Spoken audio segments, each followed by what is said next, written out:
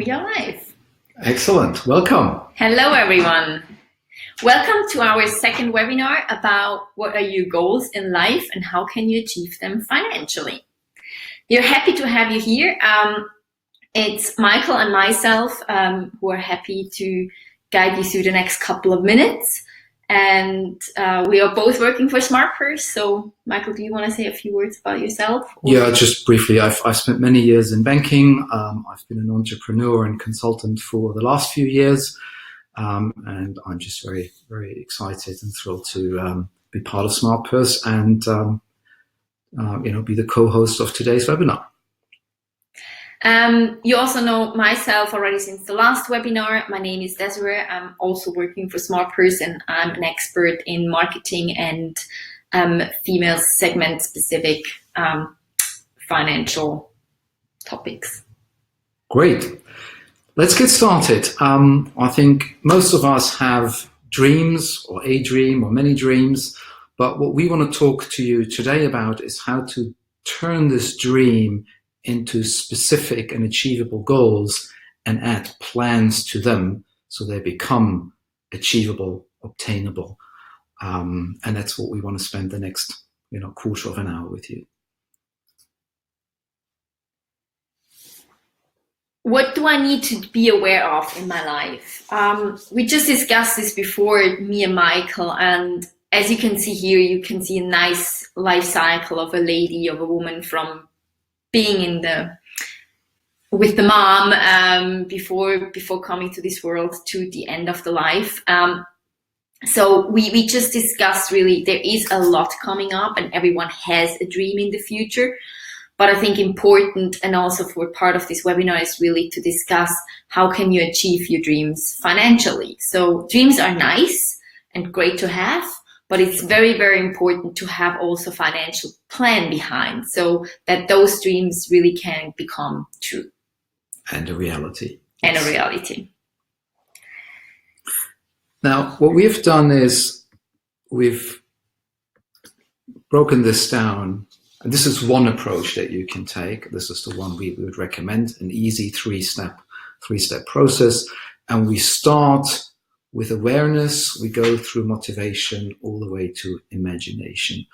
And the idea is the following. It's like a journey where you know where you want to go and your imagination will help you to determine that. You need to be aware of where you are today. And last but not least, the missing piece, the connecting link is what drives you, what motivates you to get you from one to the other. And I think very important here also to mention is that motivation and imagination is kind of like a constant feedback loop, because of course you have to have somehow realistic dreams and imaginations, but it's very, very important that also the motivation are in relation to the dreams and that you always kind of like rebrief and see if they're still in line to achieve your dreams and goals. And goals might change as well, so your motivation might change, so that you always consider to update them based on your standpoint in life. I think that's absolutely true and crucial, and we'll get back to that actually in a couple of slides. But let's start with the awareness process. It's a bit like any sailor will know that very well. It's equally important to know where you're going as to where you are at this point in time, because otherwise it's impossible to charter a course.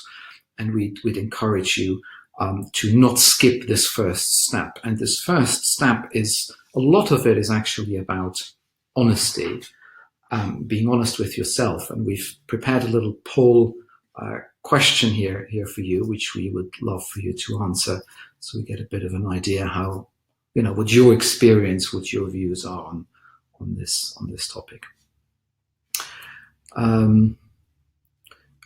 But maybe let's go through those poll questions quickly, as we recognize that people are a little bit shy sharing their thoughts in our webinar sometimes, but those who want, please feel free to click those that apply to yourself. But we can also kind of like share our experience on ourselves here. And if you reflect on the 4 questions we put together of honesty about money and your situation or financial situation, I think we ourselves can really tell that we all know and someone who hasn't been completely true about their financial situation, or kind of like didn't tell everything about it, which is, I think, absolutely normal. But also on ourselves, I think sometimes you had situations where you maybe were talking or telling people a bit you're better off or worse off or whatever because of certain reasons, because you wanted to save something for and didn't want to go out that much, or because you just wanted to be in a better position within a specific group. So you kind of like lied a little bit about your true financial steps. Yeah, I think there's very few of us that haven't experienced at least one of or two of these 4 points. But this is not the task for today, right? Today is just about you, so you can be completely honest, and it's important that you're honest. And what we suggest to do, and we've got a bit of a checklist to help you, is to just simply think about what you have and what you earn on one side, and what you owe and what you pay or what you expend on the other side. And what you have and what you owe will give you what's typically called your net worth, what you really have after you subtracted any debts that you might have. And the difference between what you earn and what you spend is obviously your net income, what you've left at the end of the month. And we hope that that's a positive and hopefully also a significantly positive number. And once you've done that, and this sheet that we'll share with you, and this checklist will help you to do that, you are pretty much aware of where you are today financially. Exactly.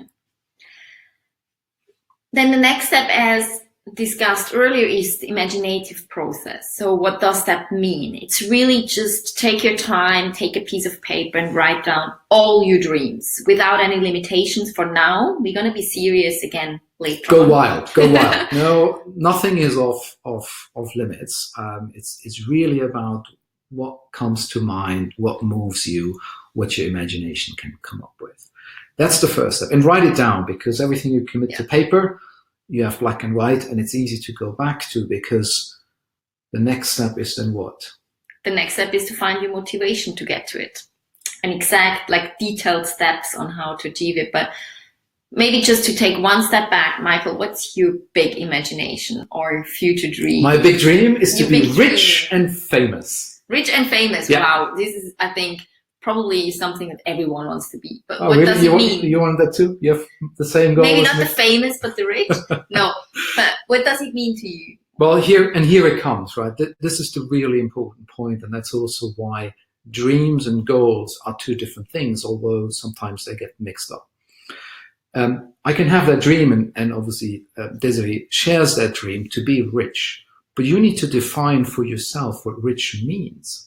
For example, happiness research tells us that in the Western world, earning about 100,000 a year is the point of maximum happiness. Whether that is your point of maximum happiness, whether that is your dream, we cannot answer. We can only answer that, or each one for ourselves. But it's important that you make that point and you think about that.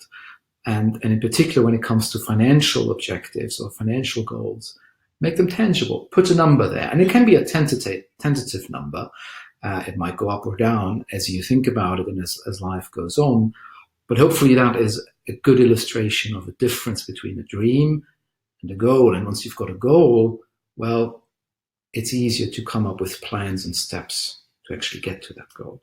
When talking about the steps, another point that's really important is also you might have a different time scale by when you want to achieve them. So you probably will not be able to achieve all your dreams and all your goals within the next year. So some of them might be more long-term because you also need maybe a little bit of a bigger funding or a little bit of higher money. She wants to be rich in 3 years. Yeah, so no, I'm more relaxed. Tomorrow. Tomorrow. So put it down and structure it, for example, in short-term, mid-term, and long-term.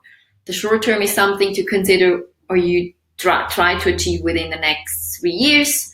Mid-term is up to 4 to 10 years, and then the long-term is 10 years plus. Also very important maybe for the long term, try to put them down even in further intermediate steps and achievements, it will make it more tangible for you. So for example, if you save for a house or for, you know, around the world trip that's more expensive, try to make step-by-step goals to see if you're in line, so that you really then also can achieve them in a long term. And use, I mean, we don't want to be prescriptive here. These are all, you know, methods and ways to help you break it down, make it also easier and just more tangible, more achievable. Now, we come to the real crux of it all is, okay, now we know where we are today, we know where we want to go, but it will take motivation, it will take stamina to go from A to B. And the more ambitious your goals are, the more of that energy, of that passion, of that motivation you will need. You will need to find out. And again, that's a very personal thing to do. What drives you? What triggers you? What gets you up in the morning, Desiree, for example? For me, it gets up as soon as I have kids. I want to be able to afford them a comfortable life. I want to afford them to go and try sport, play an instrument, or go on vacation with us. So this is really what I'm working for, to provide the next generation a comfortable life. Yeah, for me, it's easier. I just need coffee in the morning. But joking aside, this is really a crucial part, and it's something for you to really digest and go into. And I think what's also important then is, we talked about the feedback loop earlier, right? Once you figure out your motivation, also go back, revisit your dreams and goals and your imaginations that you had earlier, and just see whether there is, you know, they're somewhat consistent with each other. Because if they're not, maybe you have to adjust, right? If you want to, for example, leave a big fortune to your children, but what really drives you and motivates you is throwing lavish parties, then maybe the two don't go together that well. Or you will just need a lot more finances to make both of them happen and make both of them realistic. This is, especially for myself, also personally, a very useful kind of like feedback, reflection opportunity, and kind of like a tool. You probably most likely have someone in your life, in your closer life, or a bit further away, doesn't matter, but someone that you really, really admire, and you think that person managed the life perfectly well. And is it a status where you want to be as well? I think importantly, we're not talking about the Hollywood stars or Warren Buffett. Or I mean, you can, but you might be not that realistic. It probably helps you more having someone closer within your friends and family that you really look up to.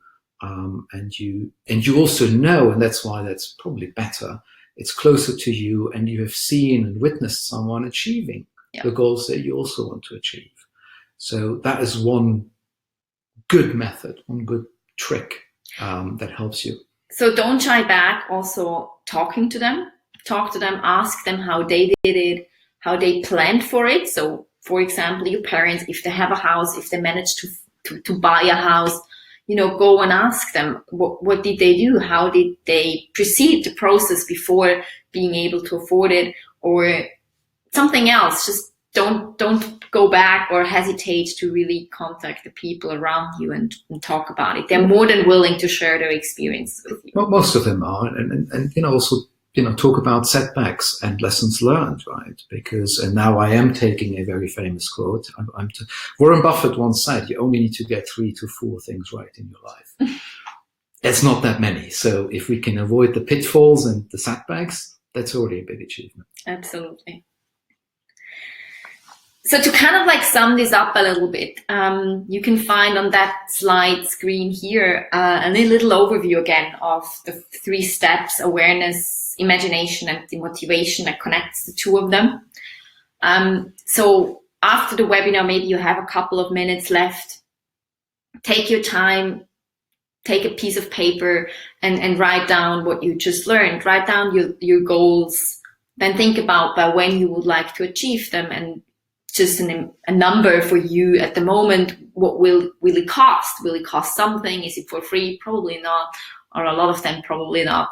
And then what will you do to achieve them? Also for that, we have the checklist, as mentioned before, that will help you. And for those who stay with us till the end, they will get it for free.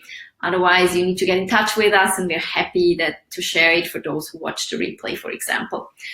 Just contact us, and we are more than welcome to share that with you. Exactly. And just one thing we want to give you, for the rest of today and maybe the rest of the week to bear in mind is, and that's our next slide, whilst your goals should be realistic, don't be too timid, just be ambitious, not unrealistic, but ambitious. And rather than adjusting the goals, also consider adjusting the steps, the actions that are required to get you there. And I think with that, we're already at the end. Thanks a lot for spending part of your lunch break with us.